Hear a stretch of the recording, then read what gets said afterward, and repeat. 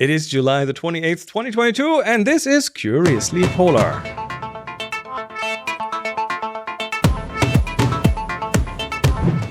Yes, we're back, episode 160. Good morning. Mario, how are you doing today? And Chris, I'm doing fine. Very good. Good to be here. Good to have you back. We are, and then now Henry's gone, but Henry will be back in the next one, and it's all, we're juggling.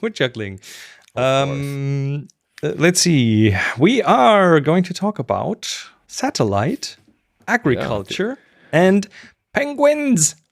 Yes. Yay. Yes. My favorite animal. So yeah, and favorite subject also with satellites, I suppose. Probably.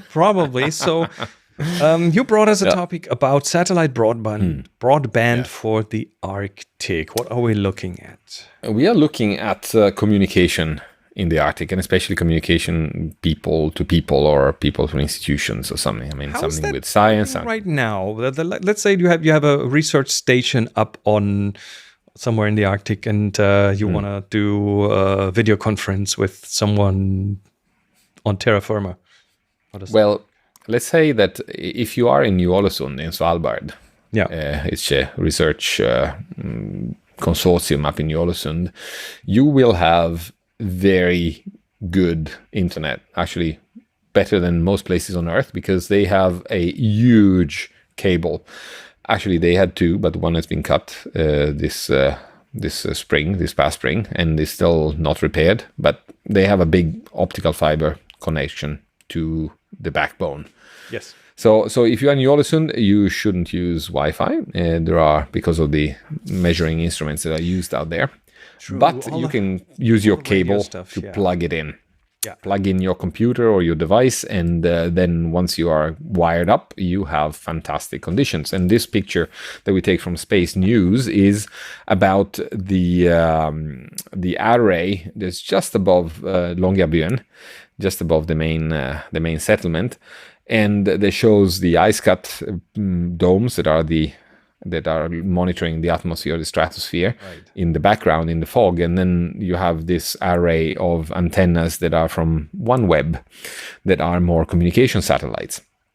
Okay. So in the background, the ones are doing research, and the ones in the front are doing the communication to the satellites. Communications, yes, because there are different systems, as we know. I mean, traditionally, if you're talking about Nansen and Amundsen, they, or Franklin, or the people before that, they would travel and leave messages in cairns of where they were in the what they had been doing and their findings and things. So they would take up, like, a metal container, like a rod of metal or a bottle, put a message, the classical message, in a bottle, and then leave it in a stone pile that would be very visible from far away. Oh, and then someone would find it and take it back home. Yeah, something like and if somebody came, then they would open the message. They would normally copy it and leave the original inside, or copy it and leave the copy and take the original, depending on the things. And this is a subject that's about a film about Einar Mikkelsen that has come out recently. I think it was this spring, that is talking about these expeditions in northeast Greenland, going and looking for the north of Greenland, and about this with the cairns, and explaining very well what happens, and also the mistake that can be done when you take away the message, the original message, and you take it away, but then you get lost in your own expeditions, and the actual very precious original message is lost. It is not a very reliable form of communication, let's put it that way. Well, yeah, it's not a regular communication home like we are used to nowadays. Then there was, with the advent of radio communication, there is radio communication. But, radio communication is not very easy. I mean, you can have, and now just wait a second, you all have radios like a VHF radio like this one here, that works on a line of sight, and depending on the frequency that one uses, one can work on line of sight or bend across continents. This is like the reflections of the stratosphere kind of thing for long range. Yeah, there could be long wave stuff. Could be reflections or not. I mean, even with a VHF, you can go very on a 2 meters band. You can go very far if there is a reflective layer on the sky, and you can reach very far out. I mean, from Norway, you can reach Europe, Southern Europe, or something from here when you have the right conditions. Like, for example, auroras can be a really good reflector for the radio transmissions, or they can be a disturbance as well. But depending on the frequency, you have this. But this is also like it requires heavy equipment, or in any case, it requires very good knowledge of the situation, and it's not as reliable, and especially it's for voice communication. If you want to use a radio, you can use an old-time modem that sends a sound signal through the radio waves. There are several systems. You can have for example, a system called Pactor. There are 3 versions of the Pactor. The latest one is Pactor 3, that is like the old-time modem, like it's like very fast Morse code, pretty much, that then gets decoded into whatever you want it to be. Yeah. So you communicate by radio from a transmitting station to a receiving station somewhere that is then connected to the internet, for example, and then you can send an email, simple messages, but it's very asynchronous, the communication. You cannot have a video conference. So if you're talking about a video conference, you cannot do it with a modem of that kind.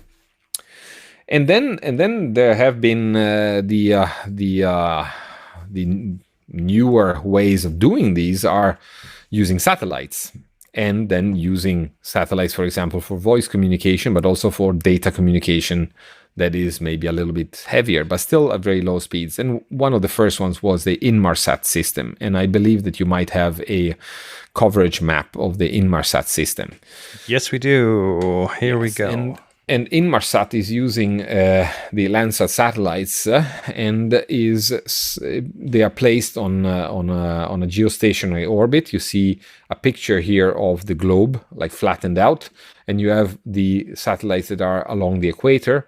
And one is, for example, over the Gulf of Guinea, like in the Atlantic. Then there is one over just north of Madagascar in the Indian Ocean. There is one in the Pacific, and these are receiving messages from land stations and then relaying it to receiving stations on the earth, on land. And there are several of these receiving stations, and this means that when you are on a ship, for example, you can call your Inmarsat satellite if it is on a line of sight. And this Inmarsat satellite is then relaying the message to a base station and communicating through the telephone network, for example, to a computer. And it's very low bandwidth, but it's almost covering most of the world's population. The problem with this is that the polar areas, the problem for us that are dealing with polar areas, is that since these satellites are geostationary, even if they are quite high up, they are just on the equator, and if you are the pole, at one point they get below the horizon. I see, because they have to rotate with the Earth, and up in the pole there is no rotation when you go out to geostationary distances. They're just above the Central Atlantic, for example, on top of the Cape Verde Islands. They are just above there, and that one satellite is staying there. And if you move towards the pole, at one point you will see that the satellite goes below the horizon, and then you cannot communicate with it anymore. And for example, I've used a Mini-M terminal at one point in the early 2000s, and it was like a laptop, where the screen is the antenna, and then you had to orient it towards the position of the satellite at that place in Greenland. You could get both the Atlantic East and Atlantic West satellites and see if between the mountains, if you could reach this very line of sight satellite, and it was very unreliable. Yeah. And then more recently, a system called Iridium with a totally different concept with many more satellites. It was a very a very difficult birth. It was Motorola that was at the base of this, but they have had problems at the beginning with sending up enough satellites, but now they do have enough satellites. They have had it for quite a lot, about 60 something satellites, and they are on a polar orbit. So Inmarsat is geostationary, which means the satellite is always over the same point of the Earth, and the orbit means they rise and move over the sky and then sink again after the horizon. Yeah, the polar orbit is an orbit that goes through a point above the North Pole and above the South Pole, and they. Let's say they are inertially stationary with respect of the of the universe, and the Earth rotates. So the satellite, every time it does an orbit, it moves on the surface of the Earth. I do have some firsthand experience with Iridium, because I think back in 2009 with our first Himalayan hike, we went off grid, so to speak. Now everything is covered there. There's mobile coverage, but back then we had an Iridium phone with us to be able to call home. And I remember a couple of phone calls, and those were very spotty, because you had like 5 minutes for the satellite to in the sky, and then you had to wait for the next one, and there weren't enough, and it was painful. Yes, it was at the beginning there were too few satellites because the project went bankrupt, if I remember correctly, and so they didn't have a complete coverage, and the handover between one satellite and the other didn't happen seamlessly. It's a little bit like the GSM phones at the beginning. Probably went better from one cell to the other. Yes, it is much better, and the terminals are usually like this VHF radio. So they have an antenna, a very big antenna, and a keyboard. They are like a little bit like old-time Nokia telephones or Motorola telephones with a keyboard. You can send text messages, and you can send voice, and you can have a very low speed, like 2,400 bps data connection if you have this. And the connection is through a SIM card. I mean, you have your subscription on a SIM card with a mobile phone number, and you can use them all over the globe. And for the polar interested people, since the orbits are polar orbits, the more you get to the pole, the closer you get to the pole, the more you have a tight coverage. And these satellites, they are all relaying to base stations on the surface of the Earth. So the communication between two satellite phones by Iridium goes through an Earth station. So they don't talk between one satellite and the other satellite. If you have two phones that are close to each other, you do not talk. I mean, it's like on a land GSM phone. You have to go through the mobile network. So even if you are sitting in the same house, you call a phone in your same house, it will still have to go through the central to the cell tower and back to the other phone through a cell tower, and go through the like a central system. And Iridium also has a little system called Iridium Go that is like a box like this one here with an antenna. You pair it, you communicate with your mobile phone, and you put an antenna like this outside, and this is connected through Bluetooth to your mobile phone. Actually, not Bluetooth, I think it's Wi-Fi, to your mobile phone. And then you can sit, for example, inside a tent and have this antenna outside, and it has also a limited through their proprietary app. They have a like a data connection for email and for weather forecast, and a little bit for tracking. Like I see a lot of these. Let me see. I see the data speeds are like under 1 megabit. So we are talking fairly slow compared to like terrestrial internet at this point. But this was the first system competing on the market that now is these trackers that, for example, Garmin has, the InReach. Now it's saying raise the antenna to operate, and it's making a little bit of noise. But a little melody for you. But let's say that this Iridium has the possibility of this Iridium Go can, through a mobile phone, use voice communication, sending SMS messages, like text messages, and receive updates about the weather and send information about where the whereabouts of the tracker. So this means that people on land can log into a website and see where the unit is sending from, and which means that for an expedition, it's quite nice. Weather, saying everything is okay, we are here, or please send flowers or chocolates or something in case, or we are arriving early or late at the pickup point. So these are pretty nice. And it's the same, it's a service that you have with Garmin InReach. It's a little device that has a GPS and can send through your mobile phone, for example, or even through a keyboard, can send a message, text message back to a main station or a server that then can distribute it, or just show it on show the position of the tracker on a map, on a background map.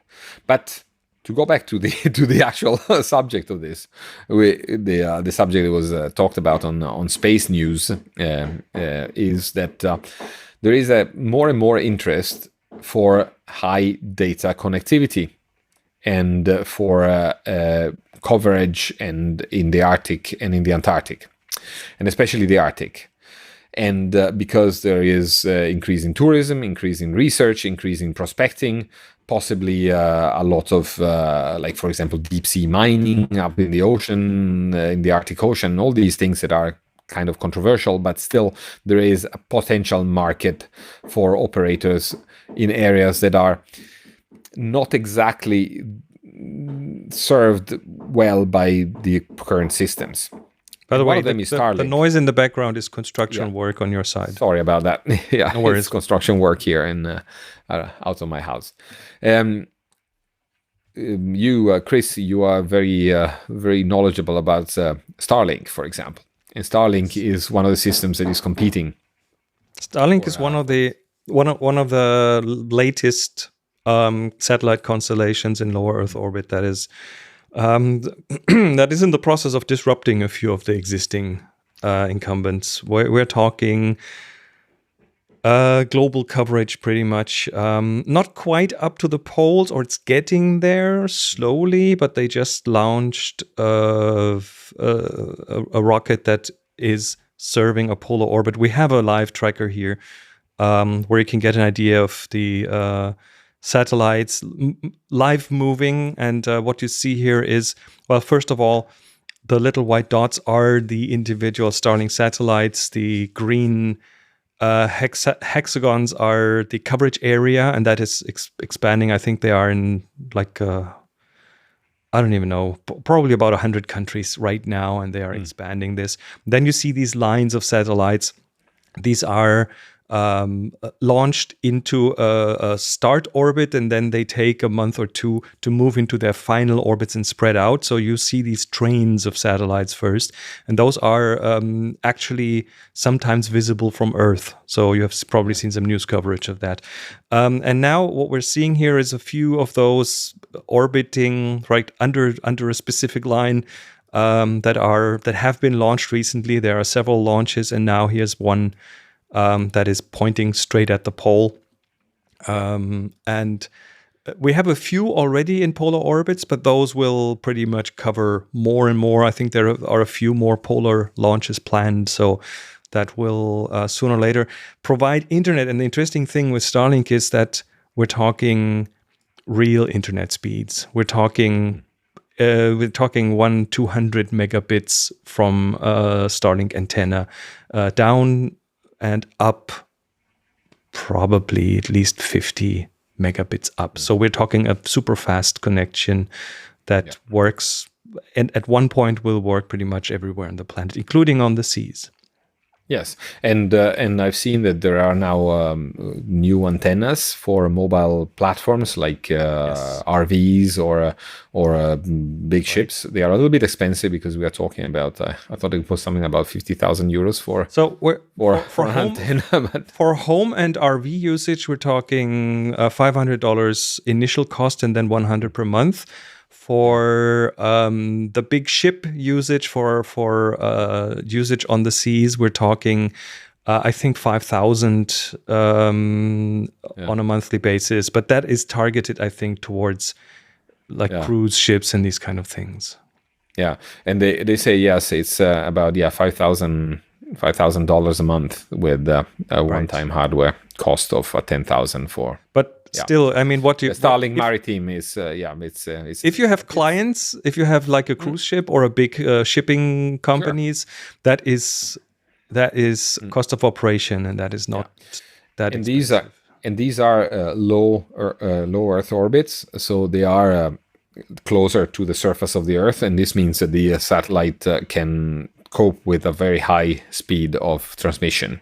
And they have handoff between satellites automatic, so all you do is put the antenna out. Even the antenna levels itself with a motor, so it finds the satellites. It is one of the easiest use systems at this point, and the orbit is around 400 or 500 kilometers. So the latencies are very short, so you can do real-time video conference and that kind of stuff. You can do online gaming if you want to.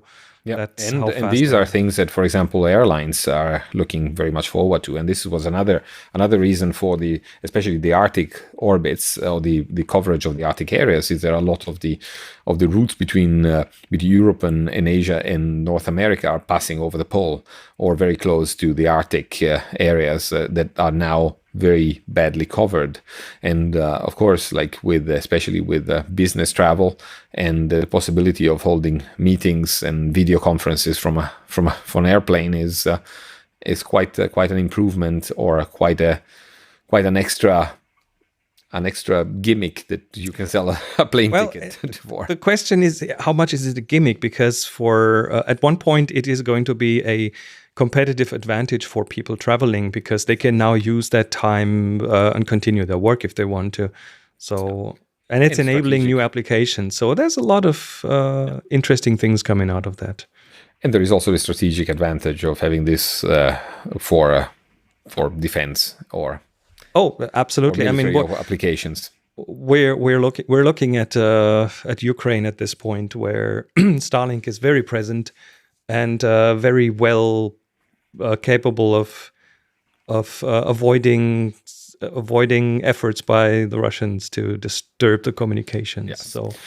So, I mean, these are the communication as we have now, but there are other systems that are being tested, and some of them use an inclined plane orbit, so orbits that are neither equatorial, also geostationary, or polar, so going directly with the pole, but slightly inclined. We talked in previous episodes about these systems and coverage. For example, in Canada, if you want to cover the northern part of Canada, it would be good to have a satellite just above it. So it's an orbit, or orbits that are going like slicing Canada east to west or west to east, as you want to have it, but staying over the Arctic of Canada. And this is, for example, the Arctic Satellite Broadband Mission, that is a joint venture between Inmarsat and the Norwegian Ministry of Defense and the US Air Force.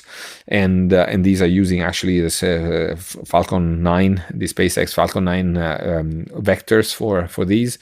There is a Russian satellite communication, RSCC, that is also planned for 4 satellites in highly elliptical orbits that are going to go deep in the Arctic Circle, because of course Russia is a large part of its territory over the Arctic areas, and it's the infrastructure on the ground will be extremely expensive if one had to have, like, for example, high-speed internet. This is Telsat. There's these plans about the indigenous communities in Canada, like reaching the different indigenous community, like Point Inlet, Resolute, like you name it, Joe Haven, these areas that are very far out and that now have some sort of coverage, but they would benefit for high-speed internet for many different reasons, but like think about schooling, distance learning, think about hospitals. Like if you could have a really good communication with a telemedicine center that can give advice, for example, diagnostics, but even being able to have a little robot for simple operations or even more complicated operations on site without having to move personnel in the winter, for example, when the weather is very bad and it's often prohibitive for travel for surgeon teams or something. So there are all of these missions, and they all depend on, of course, on the financing. These are commercial, mostly commercial operations, and they are coming up. And there is going to be a lot of competition, which might be good, might be bad. Let's hope that they don't incur in problems like Iridium had at the beginning for Motorola. So not enough funding and a few accidents, because Motorola, I think they were delayed a lot by the accidents with the space shuttle. It was supposed to set up some satellites. So if you have, of course, vectors that are not being able to deliver or that have accidents like satellites exploding before they are set into service or even after, that is a problem. And also, like you mentioned, that Starlink is up in the media, is opposition by, for example, people that would like to see the sky untouched. Well, this brings us to an interesting point, because I just a short while ago did an interview with an astronomer, with Meredith Rawls, that I put on YouTube, where she is at the Vera C. Rubin Observatory, and she is directly not just affected in her work, but she is one of the, I think, central people to track these things and to point towards that issue. And she's on certain committees that are trying to find ways to mitigate that and maybe even get new regulation out and that kind of stuff. So there is an entire community, not just astronomers, but also astrophotographers, who are wary of more bright spots or more potentially bright spots in the sky disturbing measurements and photography. And then, like as a final note, I think that it's important that these systems are have redundancy, meaning, for example, that there has to be, one cannot rely only and solely on that form of communication via satellites, because we are in a system that is called the solar system. We have the solar wind, and there are explosions on the surface of the sun that can create blackouts or even damage permanently the electronics that is in these satellites.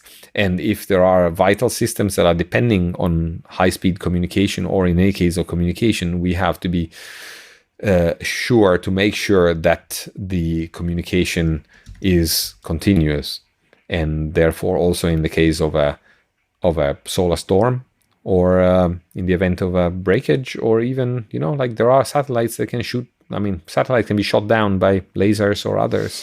So yes, it's a big topic these days, and it won't become a smaller topic over time. It will be growing. There is a lot of things happening. Yeah. Speaking of growing, let us move over to agriculture. You brought us an agricultural topic. Yes, and that is that there has been an article published on the proceedings of an international conference on environmental systems in 2015 that reviewed the Antarctic greenhouse and plant production facilities. And they went, the authors, there are several authors from Germany, and especially from Cambridge and from Florida, and from NASA actually, that were looking at production of plants in Antarctica, so in a place that is absolutely adverse to growing anything that is more than a lichen. And they found out that actually there are field sites since 1902 or even maybe a little bit before. So we are talking about 120 years of testing of how to grow plants in Antarctica. And originally, for example, in the Discovery expedition in 1902, they were trying to grow seeds for science, like for example mustard seeds. If you have this article that I showed with you, the figure 1 is the actual article on not the one on the conversation, but the scientific article, the PDF. If you go down on figure 2, you see that there are pictures of boxes with mustard seeds and cress that were grown in Antarctica. And in figure 2 that you're showing now is a map of Antarctica with the sites of different places where experiments with growing plants have been performed. And the trend now, I mean, it is of course for science, but it's also for the health of the expeditions. We're talking about 1902, so we're talking about expeditions that were probably overwintering. They were spending a lot of time down there, and scurvy was, and I mean, it still is a problem now. It is something to take care of, but at that time they were really trying to figure out how to avoid having scurvy, because the industrial production of vitamin C, like vitamin C pills, was not really up to the standards that we have now. So now you can have integral, like pills that can combat scurvy, but then we have also a lot of other things. We have to maintain our microbiome. We have to have fibers and plant fibers. Kids, eat your vegetables. Exactly. So we have problems about growing crops in hostile areas with low light. For example, the Antarctic winter. So no sun radiation or very, very little light, and plants need light to photosynthesize. So we have exactly the conditions that are interesting also for NASA, for space flights, for long-term space flights. How do people survive and get enough food, enough fibers, enough vitamins, enough minerals through a year or 2 or 3 or 5 of space flight? And this is why Antarctic agriculture is particularly important for NASA, and this is why NASA was involved in this article here. The one author, Thomas Graham, is from the Kennedy Space Center in Florida, and he is very interested in this sort of things. So quite interesting. So we're talking. Nowadays we have some trends in places where farming is difficult, called vertical farming, where you would have farms that are inside of, I don't know, shipping containers and things like that, and you would have modern LED lit solutions that don't use too much energy for the light and so on. And that is, I think, all directly related with what we're seeing here. Yes, we're talking about hydroponics. We're talking about growing plants without dirt, without earth, so just on a substrate of water and maybe a fiber, like mineral fibers or something that can have the plants grow. We're talking about also about plant diseases and plant symbionts. So like there are plants like beans, for example, the leguminous plants, they need to have nitrogen fixating bacteria, microorganism in the roots in order to grow, and this is like growing plants is not just growing one organism, is actually having the whole plant growing ecosystem functioning right, so that you can have the best possible. And you have to think of pollination and things, which then probably becomes a manual operation and so on. Yeah. And I mean, in popular science, I wouldn't call it popular science, but in popular culture here, we have, for example, was it The Martian, where we have the growing of potatoes. The poop potatoes, yeah, the poop potatoes. So, like, how do you fertilize? How do you grow potatoes in a situation that is kind of extreme? But like we're very quickly coming to this sort of problems. If like even a base on the moon would probably profit of growing as much food as possible up on the surface of the moon instead of having to transport it back and forth from Earth. If it's a manned that base. PDF is very full of information. I love it. Yes. There's so many good photos in there and stuff. Very nice. And as it is a conference paper, it is a little bit more verbose and more like easy to read than a pure scientific paper. So quite interesting. I very much advise having a look at the links on our show notes, and so as to find out how to grow plants in a place where there is no light and no earth to grow them in.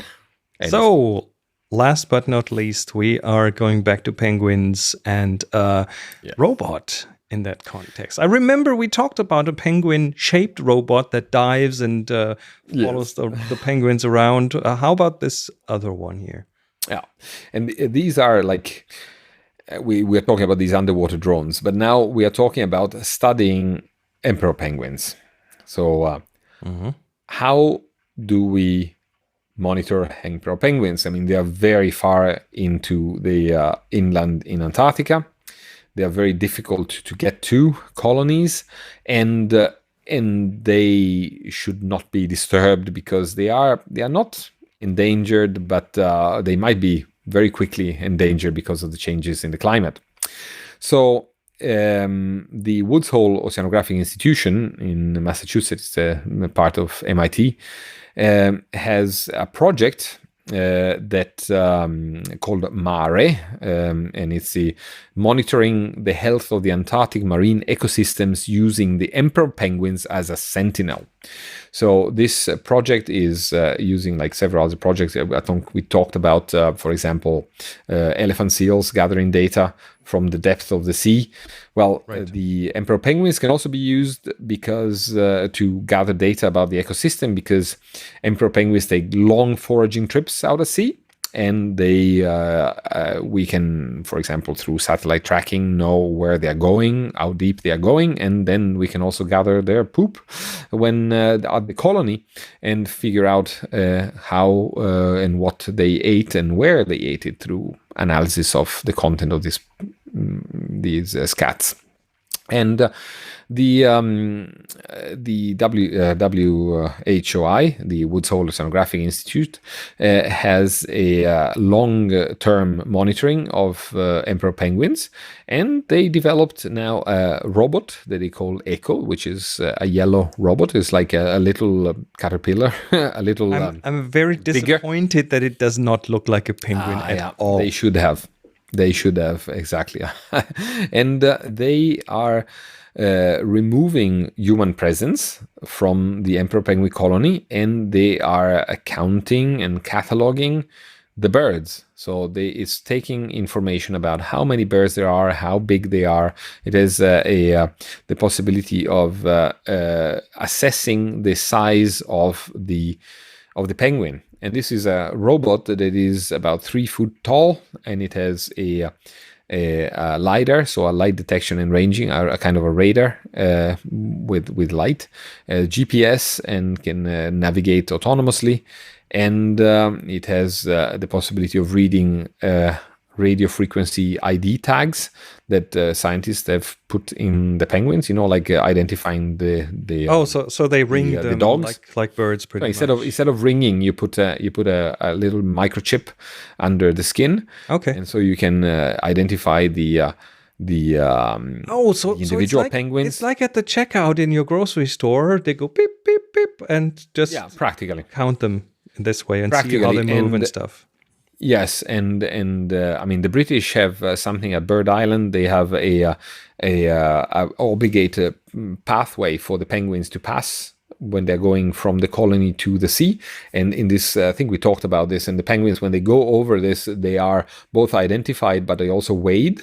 In this case, the robot, it doesn't have a possibility of weighing the penguins, but they can assess the size of the penguin using the ranging, the LiDAR. The LiDAR.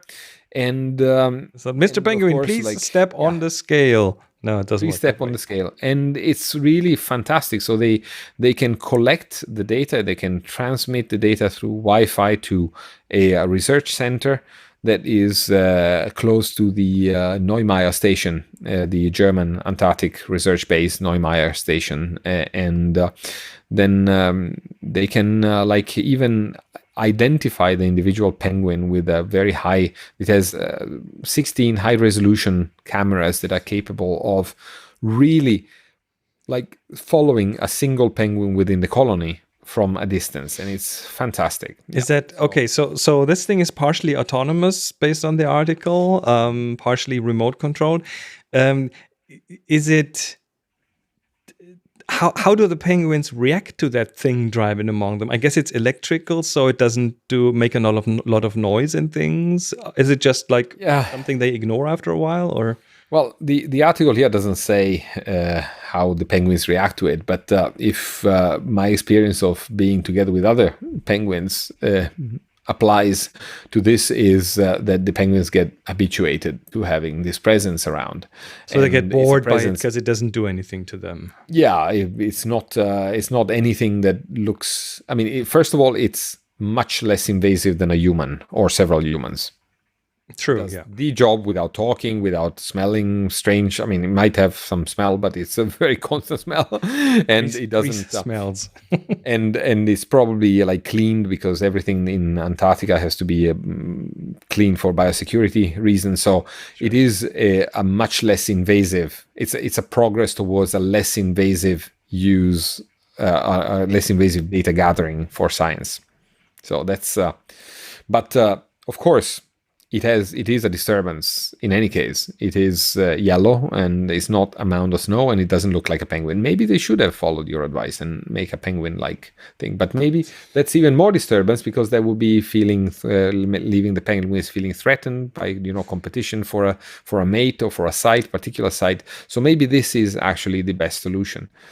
I think it's probably better, because otherwise maybe the penguins try to mate with it, and that would disturb the research. It's a fun idea, though. I think I like this a lot.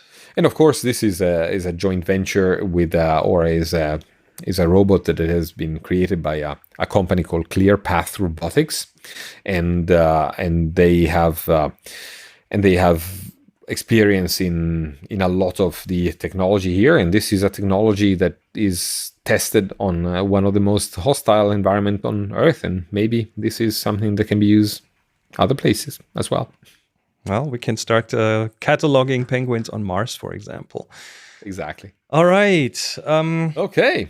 That brings us to the end of this episode about satellites and communication in the Antarctic and the Arctic, about biology, and of course about penguins and agriculture.